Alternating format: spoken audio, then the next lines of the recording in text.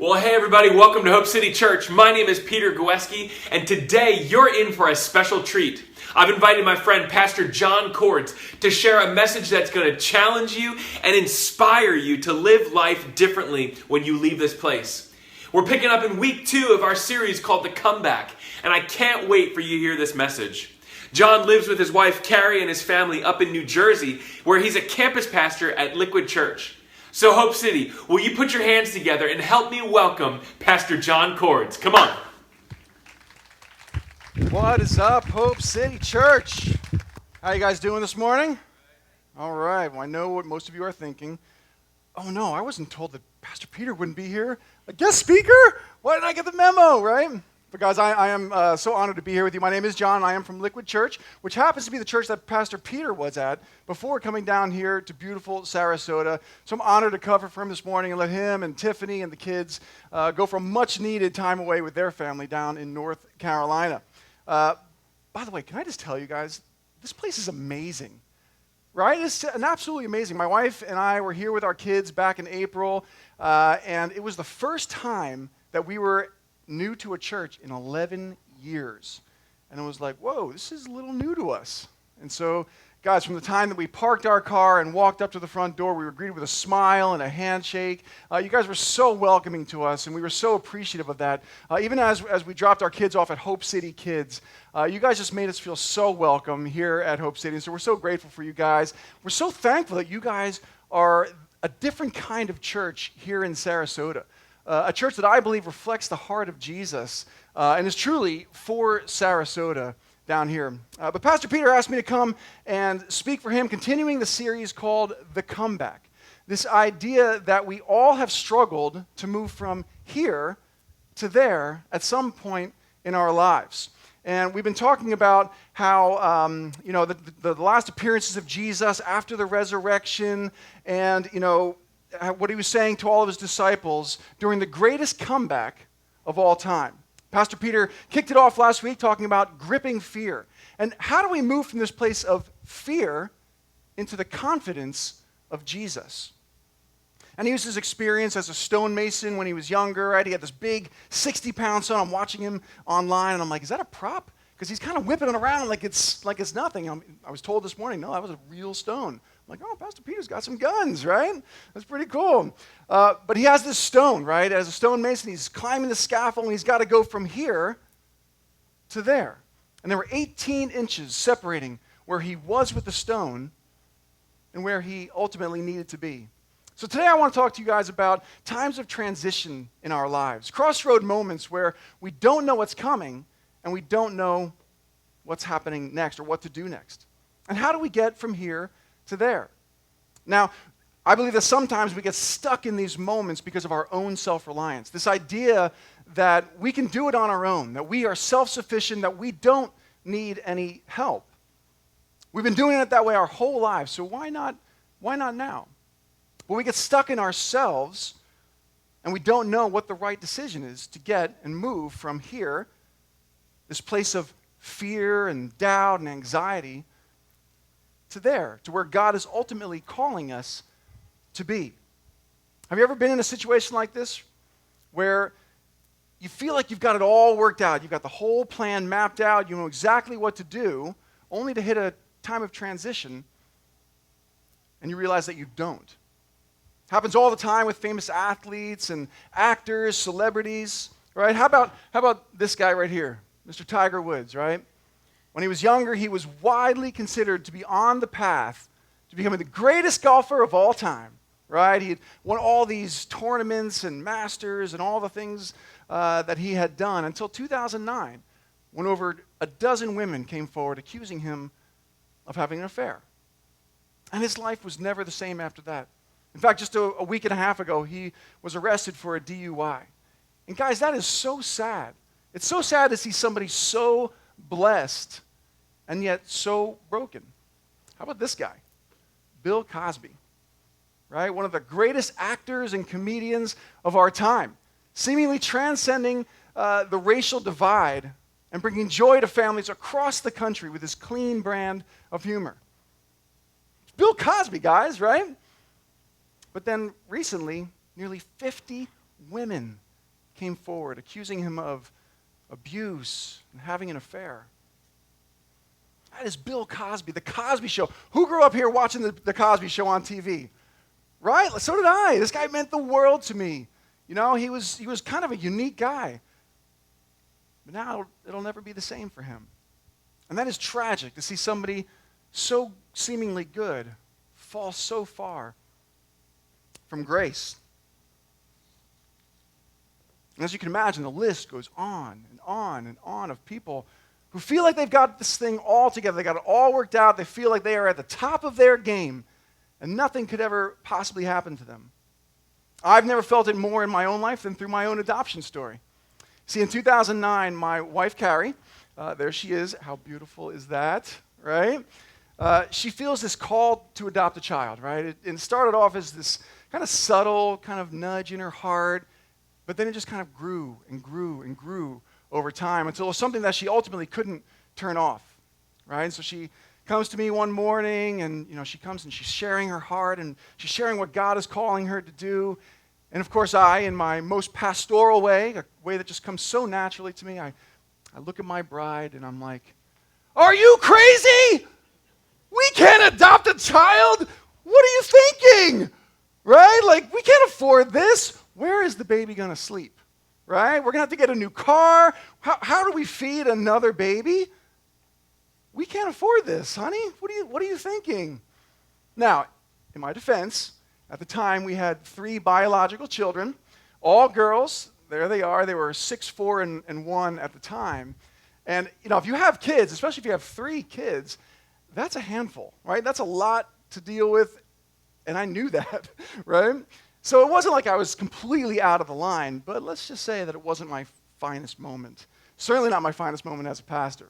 But we just weren't on the same page, right? I feel like we had just come so far in our lives to just throw it away at this point, right? Like we had a plan. We had focus. We had things that we wanted to accomplish in our lives. We felt like we had control over our own destiny, mostly because we did, right? But if we were to take in more kids, like that just puts everything on pause, and it changes our entire life. But what I didn't realize at the time was just how short I would fall and just how ill-equipped I was to endure. Now listen, I've been a Christian my entire life. My grandfather was a pastor. We've been in ministry for years. But I always felt like I had this sense of control in my life. And you know what? I liked it. I liked having that control. Because Christian or not, we live in a society and a culture that is constantly screaming at us to just do it. You don't need help. You don't need anybody around you. You are more than capable of handling this. Have you ever felt that way or been in a situation like that where you feel like you're at the top of your game? You've got it all under control until you don't. And sometimes you find out the hard way that you don't. Because sometimes these times of transition in our lives are more like a dead zone. A time in our lives where we feel like there's no signal from God. We look down at our cell phone and it says, no service. We thought we made all the right choices and we were doing all the right things to move forward in our lives. But now we are broken, we're isolated, we feel alone. There's no service and we need help. So how do we get from here, this place of brokenness and sadness, to there? How do we do it? How do we make that happen? Maybe you discover that your spouse is having an affair. You wanted to be married so bad for so long, and you waited and you waited and you waited, and then you finally found Mr. Right. He was smooth, he was cool, and you thought that you had made the right choice. And you get married, and then you find out that he's cheating on you with your best friend, maybe a coworker at work. God, how can this happen? Maybe you have a miscarriage. You want so badly in your core to have a baby. And you try, and you try, and you try over and over again every month, and nothing. And then finally one day, 2 lines on the pregnancy test and you are pregnant, thank you, Jesus, for this blessing, right? And then you go for a routine doctor's visit and they can't hear a heartbeat anymore. God, how can you do this to me? Maybe you lost your job. You've got this amazing job that you love. You love what to do, and for the first time in your life, you feel like, hey, I'm not looking for another job right now. I'm actually pretty content. But then the economy turns a little bit, and your boss calls you into their office, and they give you 2 weeks severance. What do I do now? God, what do I do now? What do you do when there are these times of no service? You've done everything in your power to get by and try to make it on your own. But there seems to be no service, no connection to God. But I think for so many of us, we are so used to doing it on our own, just kind of powering through, that we feel like we've got what it takes to get the job done. But then for others of us, we feel like we have no choice because God just seems so distant. And this is exactly where we pick up our scripture today in John chapter 21. Because the disciple Peter is in exactly that same season in his life. You see, it had been about a week and a half since the last appearance of Jesus, right? And Jesus says to them at the last appearance, hey, go wait for me at the Sea of Galilee. All you guys just go wait for me at the Sea of Galilee. I'll meet you there, right? So they get there, and guess what? Jesus is nowhere to be found. Now, at this point, Peter's probably feeling a little bit frustrated. Right? He's got a lot going on in his mind and in his heart. You might remember that the night before Jesus' crucifixion, Peter denied knowing Jesus 3 separate times. So he's like carrying all that guilt and shame with him each and every day. It's still so fresh, and Peter's kind of an emotional guy anyway. And so he's likely struggling with, where do I fit in now? Like, what does this all mean? Like, I was the leader of the disciples. I was the man. But now it's been a week and there's no Jesus. Peter was so used to having Jesus with him every single day, guiding him, directing him, instructing him. He was kind of in training, right? He was watching Jesus preach and teach each and every day. He's healing the broken. He's casting out demons. And now there's nothing. Was it even real? He's supposed to be here. Now he's nowhere to be found. So what does Peter do after Jesus' death and ultimately after his resurrection? But he's not around when all of this seems just so up in the air. Well, let's check out our scripture. In John chapter 21, verse 1, it says, afterward, Jesus appeared again to his disciples by the Sea of Galilee. It happened this way. Simon Peter, Thomas, also known as Didymus, Nathanael from Cana in Galilee, the sons of Zebedee, who were James and John, and 2 other disciples were together. Going out to fish, Simon Peter told them. And they said, we'll go with you. So they went out and got into the boat, but that night they caught nothing. So what does Peter do in the midst of all of this? How does he think he's going to get from here to there in his life? Well, I think he does what you and I would probably do in that situation. He's going fishing, right? He's going back to what feels normal, to what feels safe for him, because it's what makes sense to us. When we're going through these times of transition, these times that don't seem to make sense to us, these crossroads moments in our lives, you resort back to what's normal, to what you know you can control. Let's keep reading. Verse 4. It says, early in the morning, Jesus stood on the shore, but the disciples did not realize that it was Jesus. He called out to them, friends, haven't you any fish? No, they answered. So they're out there working at it all night long. It says, and they catch absolutely nothing. So not only do they go back to what they know, to what they're comfortable with, but they're not even doing it well. Because they've been at it all night long and they've caught nothing. Now this is a fishing community, right? You guys are fishing. Who's here as a fisherman? You guys fish? All right, we got at least a few of you guys out there, right? Have you ever had an entire day or an entire night where you've caught nothing? It sounds like my entire fishing career right there. Every single time I go out. And Pastor Peter keeps telling me, he's like, John, the Gulf, it's teeming with fish. You should totally move down here and help me experience and explore the Gulf. I'm like, we'll see. But guys, it's so frustrating to not catch a single thing. Check out this pic right here. Right? Fishing is hard work. And this is a fishing boat that they found in the Sea of Galilee a couple decades ago. So you can see it's not necessarily a large boat. It's not small, but it's definitely not a large boat. So just imagine 7 strapping men in this boat. And they're out there, they're working at it all night, right? They got this huge net, and they're throwing it in the water. They're picking it out again. They're throwing it back in. I have no idea if this is actually how you fish, mind you. But it just seems normal to me, right? So you drop it in, you pick it up, and nothing all night long, right? Can you imagine that? You're working like a dog all night. You catch absolutely nothing. All the smells. And it's like, that's so frustrating. And what does Jesus ask? Right? He comes to the shore, and he looks out, he sees what they're doing, and he's like, hey, catch anything? And they look in the shore, right? Now imagine their mindset at this point. They are frustrated beyond belief at this point in their lives, right? They are still reeling from the death and the resurrection of Jesus. Like, how did that all happen? And then there's the guilt of denial. And now there's no service. Jesus was supposed to be here, and now he's not. And where is he? What's going on? They've been working at this all night long, and they can't catch a single fish. They are tired. They're hungry. They're exhausted. They can't catch a thing. And then this guy on the shore comes to them and says, hey, catch anything? And they're like, no. Ugh. But isn't that just like us? Right? Like we get into these seasons of doubt, these seasons where we don't know what's coming or what is going to happen next. And I think most of us react a lot like Peter do.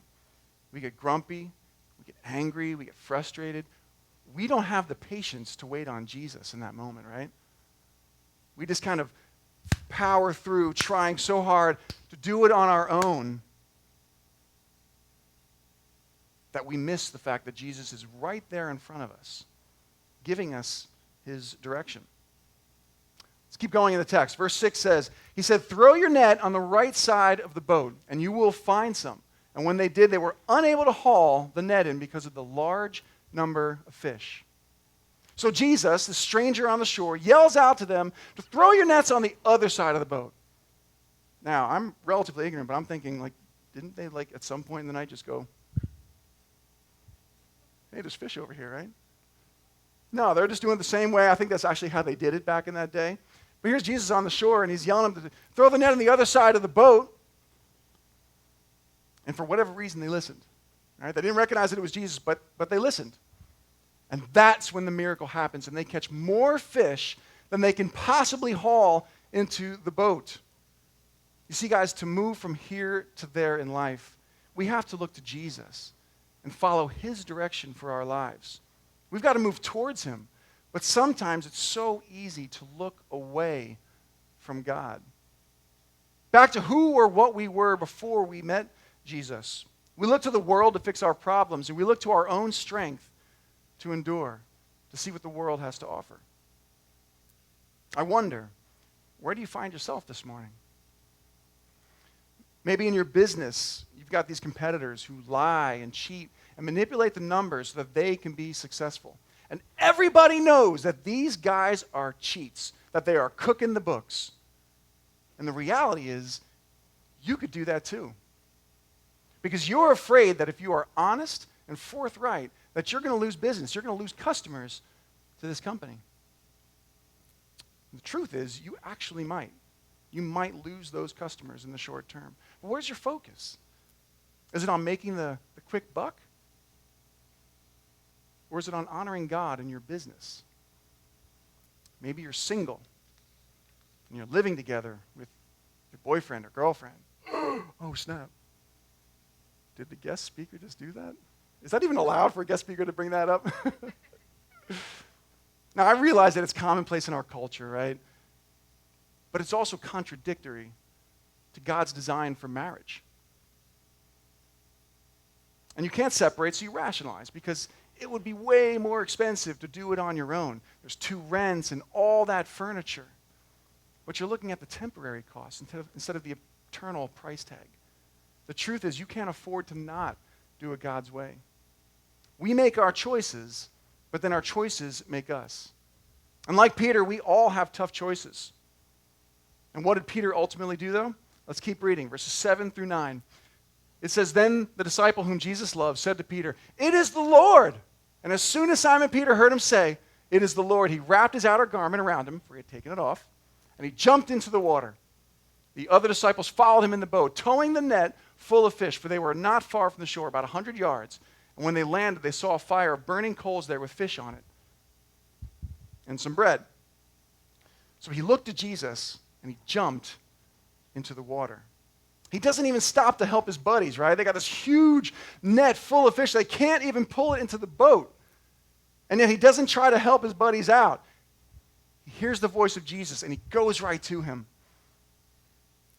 He gave up his old self, and he gave it all to Jesus and jumped into the boat, swimming towards him. And that's how we move from here to there, guys. Think about Peter in his journey. He was a fisherman, making his living, probably doing a fairly decent job of it, something that he loved to do. And then this guy, Jesus, comes up to him and says, "Follow me." So he drops everything to follow Jesus. And for the next 3+ years, he has this mountaintop experience where he's face to face with Jesus every single day. He's teaching him, instructing him, and he's doing more miracles than you can ever count. But now everything has changed. But listen, Jesus may not be visible. You may not be able to see him, but it doesn't mean that Jesus isn't right there in front of you. He is right there. And Peter recognized that, and he made a choice to get out of the boat and jump into the water and follow Jesus.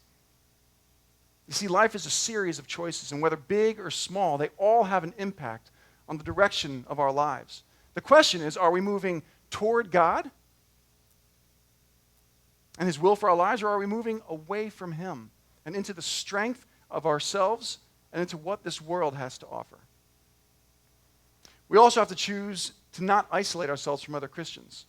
When we're going through these times in our lives and facing these transition times, when we're trying to get that next step towards Jesus, we need to surround ourselves with other believers. We need to recognize that we can't do it by ourselves. We can't do it alone. That our self-reliance is actually killing us. So what does Jesus do for his friends? Let's check it out in verses 10 through 14. It says, "Jesus said to them, 'Bring some of the fish you have just caught.' So Simon Peter climbed back into the boat and dragged the net ashore. It was full of large fish, 153. But even with so many, the net was not torn. Jesus said to them, 'Come and have breakfast.' None of the disciples dared ask him, 'Who are you?' They knew it was the Lord. And Jesus came, took the bread, and gave it to them, and did the same with the fish.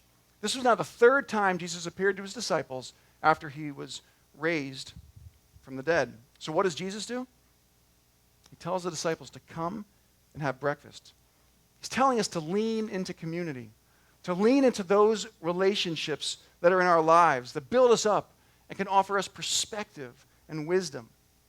He cares so deeply that he fills their bellies when they're exhausted and when they're tired. You ever have a friend who's hurting and you just know that something's going on? So what do you say to them, right? You say, "Hey, let's grab some coffee." Because you know it's important to spend time with them. But it's also a symbol that you are willing to care for their physical needs while you're also caring for their spiritual and emotional needs as well. Almost every time that I meet with people from my church and I'm counseling them or comforting them, encouraging them, we will often do it at Starbucks or the local diner because something magical happens when there's food involved. And it's not just because I grew up Baptist. But the point is, we need each other, guys. We need each other. We need to build one another up. When we drift away from the godly influence of others, we can end up in a life full of compromise. A life where we're making decisions less based on God's promise for us and much more on what this world has to offer, with what's comfortable. I'm not trying to guilt you to come to church more, but the reality is that we come here on Sundays for community. We come to build each other up and prepare each other for the week ahead. And podcasts are great. It's nice when you're sick or you're traveling to open your computer or your iPhone and watch the message online. But we need this. We need to bump into each other in the hallways, have a cup of coffee out there, come in here and worship together. Your soul needs that fellowship if you're going to grow deep in spiritual roots. That's one of the reasons Pastor Peter and I both became pastors. We love being around you guys. And we want you guys to be around and rubbing onto our kids, influencing our children. We want to know what's going on in your lives. My hope is that this is the most spirit-filled hour of your week, each and every week, that this church would kindle a fire in your heart, that it would become a spiritual grounding for your family. I want you to meet the Jordan family.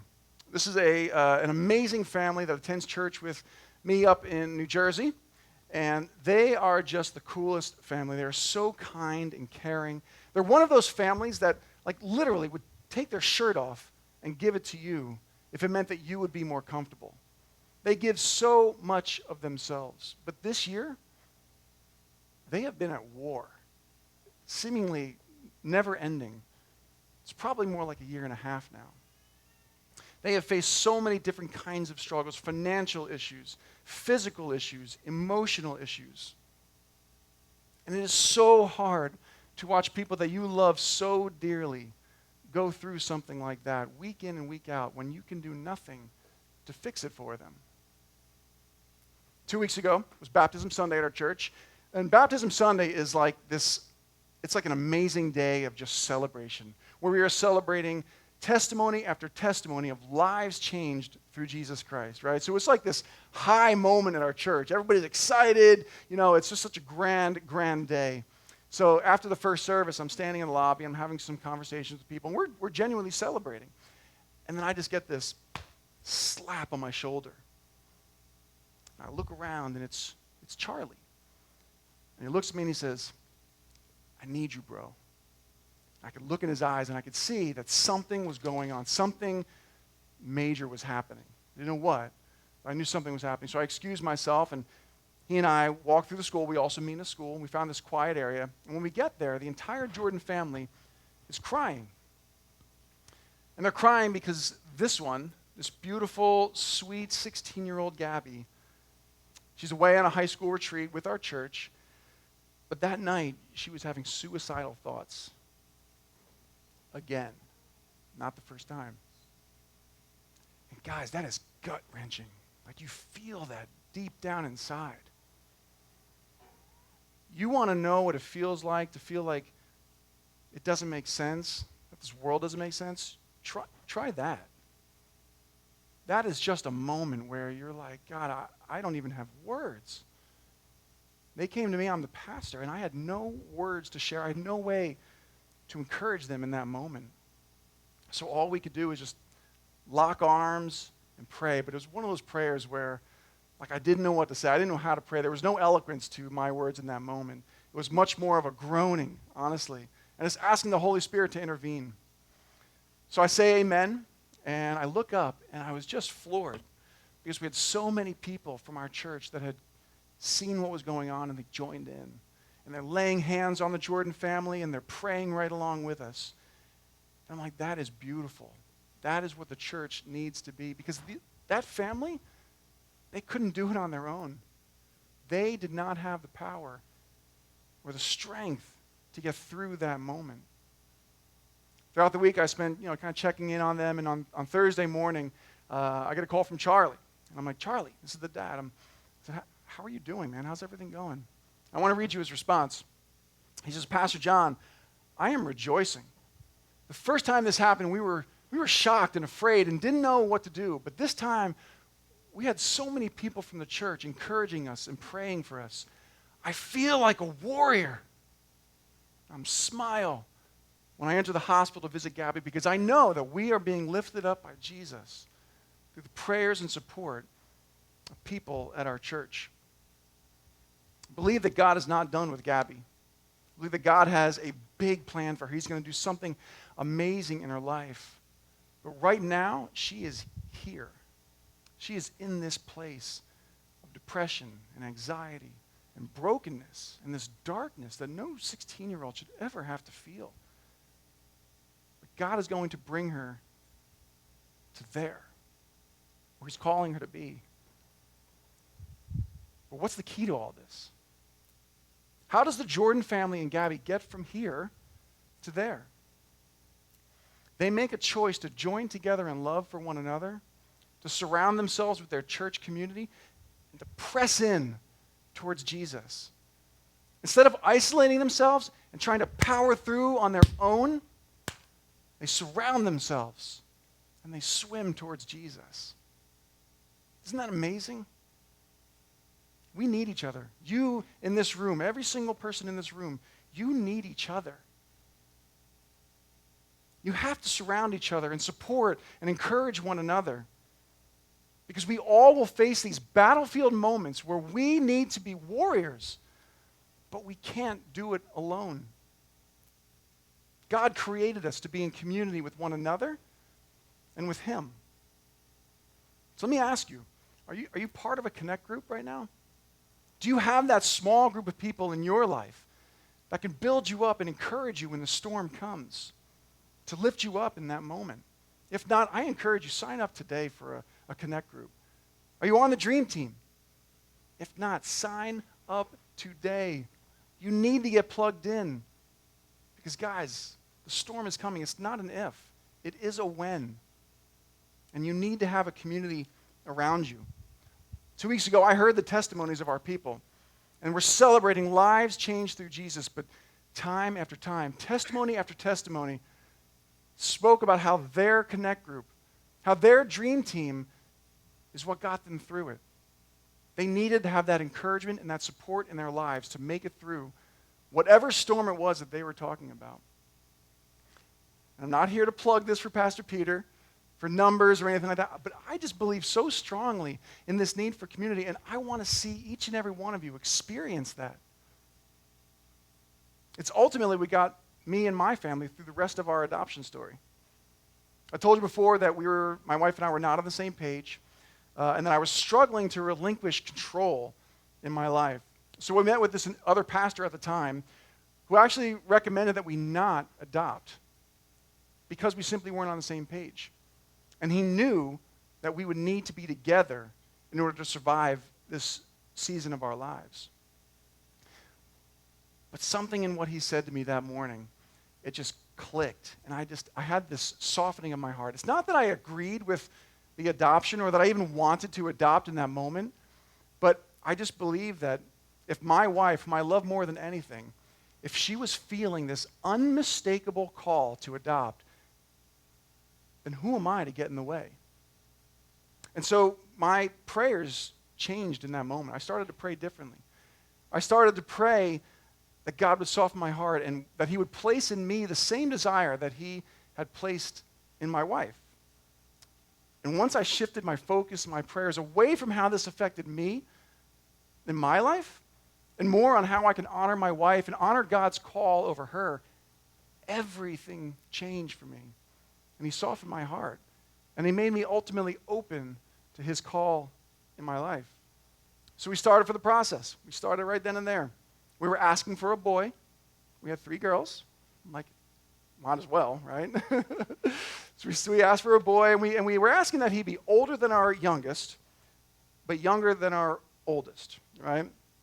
So we were looking for something in that 3 to 4 year old range, but at the end of the day, we were like, all right, well, if God is ultimately calling us to do this, then we just need to trust in Him and trust that He's going to deliver us the right kid. Then we get the call. Mrs. Coords, I've got some good news for you. We found a boy. He's a little bit older than what you were asking for, and there's a catch.